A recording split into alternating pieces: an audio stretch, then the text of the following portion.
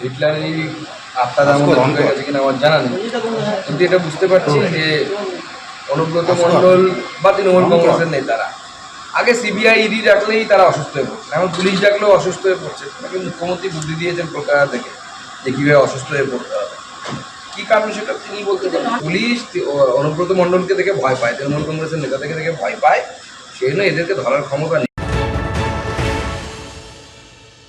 রাজ্যের পুলিশ মন্ত্রী তিনি কিন্তু এ বিষয়ে একটি মন্তব্য করেননি। পুলিশ মন্ত্রীর এই নীরবতা হচ্ছে সম্মতির লক্ষণ যে অনুব্রত যা করেছে তার মধ্যে আপত্তির কিছু নেই, এবং পুলিশকে খানিকটা মুখ রক্ষার্থে কিছু কিছু ব্যবস্থা নিতে হবে।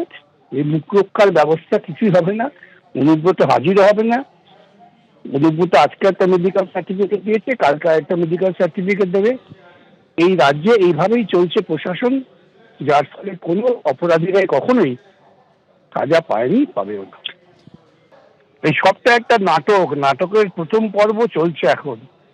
মেডিকেল সার্টিফিকেট রাম দিয়েছে, রাম বলবে পরবর্তীতে আমি দিইনি, শ্যাম দিয়েছে, শ্যাম বলবে আমাকে যদু বলেছিল। এই রাজ্যে এভাবেই যারা দুর্বৃত্ত তৃণমূল দলের পক্ষে তাদের বিরুদ্ধে কোনো কার্যকর ব্যবস্থা হয় না।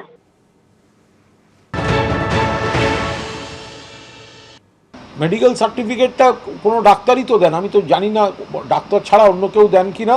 আর ডাক্তারই দিয়েছেন বলেই আমরা জানি যে এটা তো সম্পূর্ণ প্রশাসনিক বিষয় এবং আইনি বিষয়। ওনার কাছে কোন ডাক্তারবাবু কী সার্টিফিকেট দিয়েছেন এগুলো আমাদের পক্ষে এত ডিটেল এখানে বসে জানা সম্ভব না। ফলে এই মুহূর্তে বিস্তারিত খোঁজখবর না নিয়ে কোনো মন্তব্য করাটা ঠিক হবে না। আইসিকে কদর্য ভাষায় হুমকি দিয়েছিলেন অনুব্রত মণ্ডল, তার অডিও একেবারে ভাইরাল হয়েছে, জানিয়ে বিতর্ক তুঙ্গে পৌঁছেছে। আর তারপরেও ধরা ছোঁয়ার বাইরে অনুব্রত মণ্ডল পার্টি অফিসে যাচ্ছেন, আর হাজিরা দিতে বললেই অসুস্থ তিনি, এবং তার যে মেডিকেল সার্টিফিকেট ইতিমধ্যে জমা দেওয়া হয়েছে তা নিয়েও বিতর্কের সৃষ্টি হয়েছে। পুলিশকে শাসানিতে তৃণমূলের আবার সেই এক যাত্রায় পৃথক ফল। কেন বলছি কথা? কারণ আইসিকে হুমকির ভিডিও যে ভাইরাল হয়েছিল টিএমসিপি সভাপতি বিক্রমজিৎ সাউয়ের, তার ক্ষেত্রে ব্যবস্থা নেওয়া হয়েছে, কিন্তু অনুব্রত মণ্ডলের ক্ষেত্রে কেন কোনো ব্যবস্থা নেই, এই প্রশ্নটা উঠছে।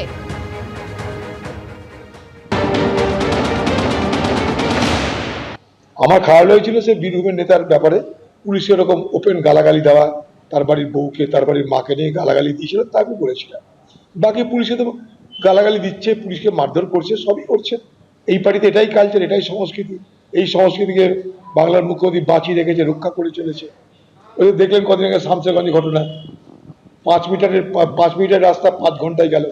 পুলিশের উপর বাংলা মানুষের আস্থা তো নেই, আর নতুন করে আস্থা তৈরি হওয়ার কোনো গল্পও নেই।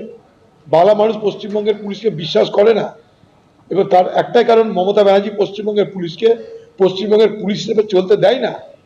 এখানে পুলিশের অদক্ষতা, অকর্মণ্যতা থেকে বড় কথা হচ্ছে পুলিশের দাসত্ব বৃত্তি, বাংলার পুলিশের যোগ্যতা, তাদের ক্ষমতা, তাদের তৎপরতা সব ধ্বংস করে দিয়েছে।